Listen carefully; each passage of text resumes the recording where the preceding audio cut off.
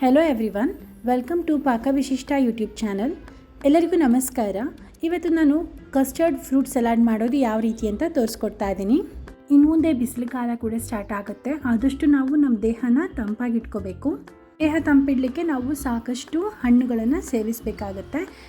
ಈ ರೀತಿಯಾಗಿ fruit salad ಮಾಡ್ಕೊಂಡು ತಿಂದರೆ ನಮಗೆ ರುಚಿನೂ ಸಿಗುತ್ತೆ, ದೇಹ ಕೂಡ ತಂಪಾಗಿರುತ್ತೆ. ಇದಕ್ಕೆ ಏನೇನು ಪದಾರ್ಥ ಬೇಕು ಅಂತ ನೋಡೋಣ. ನಾನಿಲ್ಲಿ ಅರ್ಧ ಲೀಟ್ರಷ್ಟು ಹಾಲು ತೊಗೊಂಡಿದ್ದೀನಿ, 3 ಟೇಬಲ್ ಸ್ಪೂನಷ್ಟು ಕಸ್ಟರ್ಡ್ ಪೌಡರ್ ತೊಗೊಂಡಿದ್ದೀನಿ. ಇವಾಗ ನಾನೊಂದು 4 to 5 ಟೇಬಲ್ ಸ್ಪೂನಷ್ಟು ಹಾಲನ್ನು ಕಸ್ಟರ್ಡ್ ಪೌಡರ್ಗೆ ಹಾಕ್ಕೊಂಡು ಅದನ್ನು ಚೆನ್ನಾಗಿ ಕಲಸಿಟ್ಕೋತೀನಿ. ಯಾವುದೇ ಕೂಡ ಲಂಪ್ಸ್ ಇರಬಾರ್ದು, ಅಂದರೆ ಗಂಟು ಯಾವುದೂ ಇರಬಾರ್ದು. ಆ ರೀತಿಯಾಗಿ ನೀಟಾಗಿ ಅದನ್ನು ಹಾಲು ಹಾಕ್ಕೊಂಡು ಕಲಿಸ್ಕೊಂಡು ಈ ರೀತಿಯಾಗಿ ಇಟ್ಕೋಬೇಕು. ಇದು ರೆಡಿ ಆದಮೇಲೆ ನಾನು ಅರ್ಧ ಲೀಟ್ರ್ ಹಾಲು ತೊಗೊಂಡಿರೋದನ್ನು ಕಾಯ್ಲಿಕ್ಕೆ ಇಡ್ತೀನಿ. ಇದನ್ನು ಸಂಪೂರ್ಣವಾಗಿ ಕಾಯಿಸಬೇಕು, ಉಕ್ಕು ಬರೋವರೆಗೂ ಕಾಯಿಸಬೇಕು ಅಂತ ಏನಿಲ್ಲ. ಜಸ್ಟ್ ಒಂದು ಕುದಿ ಬಂದರೆ ಸಾಕು. ನಾನು ನಿಮಗೆ ತೋರಿಸ್ತೀನಿ ಇದನ್ನು ಯಾವ ರೀತಿಯಾಗಿ ಕಾಯಿಸಬೇಕು ಅಂತ. ನೀವಿಲ್ಲಿ ನೋಡ್ಬೋದು. ಈ ರೀತಿಯಾಗಿ ಒಂದು ಕುದಿ ಬಂದಮೇಲೆ ನಾನು ಇದನ್ನು ಲೋ ಫ್ಲೇಮಿಗೆ ಇಟ್ಬಿಟ್ಟು ಇವಾಗ ಕಸ್ಟರ್ಡ್ ಪೌಡರ್ ಏನು ಮಾಡ್ಕೊಂಡು ಇಟ್ಕೊಂಡಿದ್ನಲ್ವ, ಹಾಲು ಹಾಕಿ ಕಲಿಸ್ಕೊಂಡು ಇಟ್ಕೊಂಡಿರೋದನ್ನು ಇದಕ್ಕೆ ಹಾಕ್ಬಿಟ್ಟು ಚೆನ್ನಾಗಿ ಸ್ಟಿರ್ ಮಾಡ್ಕೊತೀನಿ. ಇದನ್ನು ಸ್ವಲ್ಪ ಹೊತ್ತು ಈ ರೀತಿಯಾಗಿ ಸ್ಟಿರ್ ಮಾಡ್ತಾನೆ ಇರಬೇಕು. ಈ ರೀತಿಯಾಗಿ ಗೂರಾಡ್ಕೋತಾ ಇದ್ದರೆ ಯಾವುದೇ ಲಂಪ್ಸ್ ಆಗಲ್ಲ, ಅಂದರೆ ಗಂಟಾಗಲಿ ಏನಾದರೂ ಆಗಲ್ಲ. ಈ ರೀತಿಯಾಗಿ ಮಧ್ಯದಲ್ಲಿ ಗೂರಾಡ್ಕೋತಾ ಇರಬೇಕು. ಅದು ಸ್ವಲ್ಪ ಮೈಲ್ಡಾಗಿ ಆಗುತ್ತೆ, ಸ್ವಲ್ಪ ಥಿಕ್ನೆಸ್ ಬರುತ್ತೆ. ಅಲ್ಲಿವರೆಗೂ ಈ ರೀತಿಯಾಗಿ ನಾವು ಇದನ್ನು ಲೋ ಫ್ಲೇಮಲ್ಲಿ ಇಟ್ಕೊಂಡು ಗೂರಾಡ್ಕೋತಾ ಇರಬೇಕು.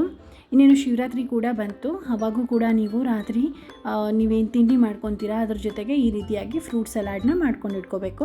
ಮಧ್ಯಾಹ್ನನೇ ಮಾಡ್ಕೊಂಡು ಇಟ್ಕೊಂಡ್ರೆ, ಫ್ರಿಜ್ಜಲ್ಲಿ ಇಟ್ಕೊಂಡ್ರೆ ನೀವು ರಾತ್ರಿ ಇದನ್ನು ಯೂಸ್ ಮಾಡ್ಬೋದು. ಇವಾಗ ಈ ಥಿಕ್ನೆಸ್ ಚೆನ್ನಾಗಿ ಬಂದಿದೆ. ನಾನು ಇದಕ್ಕೆ ಇವಾಗ ಸಕ್ಕರೆ ಹಾಕ್ತಾಯಿದ್ದೀನಿ. ಸಕ್ಕರೆ ನಿಮಗೆ ಎಷ್ಟು ಬೇಕೋ ಅಷ್ಟು ಹಾಕ್ಕೋಬೇಕು. ನಾನು ಇವಾಗ ಇದಕ್ಕೆ ಒಂದು 50 ಗ್ರಾಮಷ್ಟು ಸಕ್ಕರೆ ಹಾಕ್ಕೊಂಡಿದ್ದೀನಿ. ನಿಮಗೆ ಇನ್ನೂ ಸ್ವೀಟ್ ಬೇಕು ಅಂದರೆ ಇನ್ನೂ ಅಷ್ಟು ಹಾಕ್ಕೋಬೋದು. ಇಲ್ಲ ನಮಗೆ ಕಡಿಮೆ ಸ್ವೀಟ್ ಇರಬೇಕು ಅಂತ ಅಂದರೆ ಕಡಿಮೆ ಸಕ್ಕರೆ ಹಾಕ್ಕೋಬೇಕು. ಇವಾಗ ಸಕ್ಕರೆ ಫುಲ್ ಮೆಲ್ಟ್ ಆಗುತ್ತೆ. ಇದರಲ್ಲಿ ಸಕ್ಕರೆ ಪೂರ್ತಿಯಾಗಿ ಕರಗಬೇಕು. ಅಲ್ಲಿವರೆಗೂ ಈ ರೀತಿಯಾಗಿ ಗೂರಾಡ್ಕೋತಾ ಇರಬೇಕು.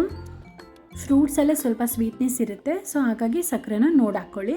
ಇವಾಗ ನಾನು ಇದಕ್ಕೆ ಸ್ವಲ್ಪ ಏಲಕ್ಕಿ ಪುಡಿ ಹಾಕ್ತಾಯಿದ್ದೀನಿ. ಏಲಕ್ಕಿ ಪುಡಿ ಹಾಕಿದ್ರೆ ಘಮ ಚೆನ್ನಾಗಿರುತ್ತೆ. ಟೇಸ್ಟಲ್ಲೂ ಕೂಡ ಅದೊಂದು ಫ್ಲೇವರ್ ಬರುತ್ತೆ. ಅದೊಂದು ಎಸೆನ್ಸ್ ಇದ್ದರೆ ತುಂಬ ಚೆನ್ನಾಗಿರುತ್ತೆ. ಸೊ ಇವಾಗ ಒಂದ್ಸತಿ ನಾನು ಇದನ್ನು ಚೆನ್ನಾಗಿ ಗೂರಾಡ್ಕೊಂಡು ಇದನ್ನು ಆಫ್ ಮಾಡ್ಕೊತೀನಿ. ಸೊ ಇದನ್ನು ನಾನು ಕಂಪ್ಲೀಟಾಗಿ ಕೂಲಾಗಕ್ಕೆ ಬಿಡ್ತೀನಿ. ಇದು ಕಂಪ್ಲೀಟಾಗಿ ಕೂಲ್ ಆಗಬೇಕು. ಅಲ್ಲಿವರೆಗೂ ನಾನು ಇದನ್ನು ಎತ್ತಿಟ್ಕೋತೀನಿ. ಇವಾಗ ನೀವು ನೋಡ್ಬೋದು, ಇದನ್ನು ನಾನು ಕಂಪ್ಲೀಟಾಗಿ ಕೂಲ್ ಆದಮೇಲೆ ಇನ್ನೊಂದು ಬೌಲಿಗೆ ಟ್ರಾನ್ಸ್ಫರ್ ಮಾಡ್ಕೋತಾ ಇದ್ದೀನಿ. ಇವಾಗ ನಾನು ಹೆಚ್ಚಿಟ್ಕೊಂಡಿರೋವಂತಹ ಫ್ರೂಟ್ಸ್ನೆಲ್ಲ ಅದಕ್ಕೆ ಹಾಕ್ಬಿಟ್ಟು ಮಿಕ್ಸ್ ಮಾಡ್ತೀನಿ. ನಾನಿಲ್ಲಿ ಆ್ಯಪಲ್, ಬನಾನಾ, ಕರ್ಬೂಜ್ ಮತ್ತು ದ್ರಾಕ್ಷಿ, ಗ್ರೇಪ್ಸ್ ಇಷ್ಟನ್ನು ನಾನು ಸಣ್ಣದಾಗಿ ಹೆಚ್ಚಿಟ್ಕೊಂಡಿದ್ದೀನಿ. ನೀವು ಇನ್ನೂ ಎಷ್ಟು ಫ್ರೂಟ್ಸ್ ಕೂಡ ಹಾಕ್ಬೋದು. ನೀವು ನೋಡ್ಬೋದು, ಇಷ್ಟು ಫ್ರೂಟ್ಸನ್ನು ನಾನಿವಾಗ ಇದಕ್ಕೆ ಹಾಕ್ತಾಯಿದ್ದೀನಿ ಒಂದೊಂದನ್ನೇ. ಇದಕ್ಕೆ ನೀವು ಎಕ್ಸ್ಟ್ರಾ ಸಪೋಟ ಹಾಕ್ಬೋದು, ಆನಂತರ ಅದರ್ ಫ್ರೂಟ್ಸ್ ದಾಳಿಂಬೆ ಹಾಕ್ಬೋದು, ವಾಟರ್ ಮೆಲನ್ ಹಾಕ್ಬೋದು, ಪಪ್ಪಾಯ ಹಾಕ್ಬೋದು.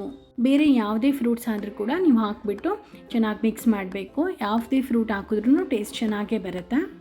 ಫ್ರೂಟ್ಸ್ನೆಲ್ಲ ನಾವು ಚಿಕ್ಕದಾಗೆ ಹೆಚ್ಚಿಟ್ಕೋಬೇಕು. ಈ ರೀತಿಯಾಗಿ ಎಲ್ಲ ಹೆಚ್ಚಿಟ್ಕೊಂಡಿರೋಂಥ ಫ್ರೂಟ್ಸ್ನ ಹಾಕ್ಕೊಂಡು ಚೆನ್ನಾಗಿ ಮಿಕ್ಸ್ ಮಾಡ್ಕೋಬೇಕು.